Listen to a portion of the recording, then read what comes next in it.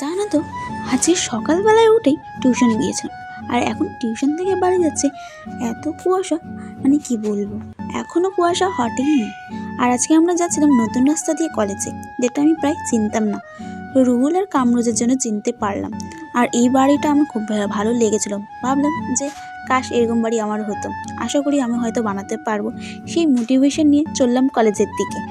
চারিদিকে মাঠ আর এত সুন্দর সুন্দর সরষের ফুলগুলো লাগছিল, কি বলবো। কিন্তু কুয়াশা ছিল, আজকে সূর্য তো ওঠেনি, সূর্যের কাছে মামাবাড়ি ধামা খেতে। আর একটা ভেড়ার সাথে আমার দেখা হয়ে গেল। আর এই রাস্তাটা ছিল হেলদোকের সামনে একটা গলি দিয়ে বেরোলাম।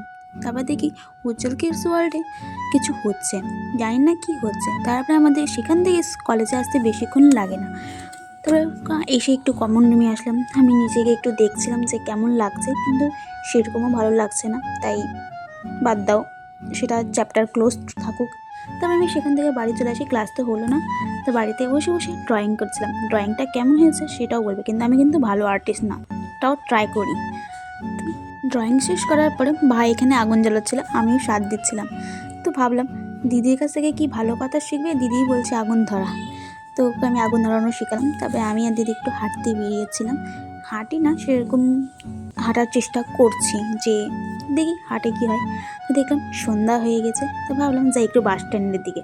আর আমরা এই গলি দিয়ে আসছিলাম বাস স্ট্যান্ডের পিছন পাড়া দিয়ে। তো সেখান থেকে দেখতে গেলাম, তারপর দেখলাম এখানে একটা ছোট্ট মন্দির আছে। মন্দিরটা ছিল জগন্নাথের।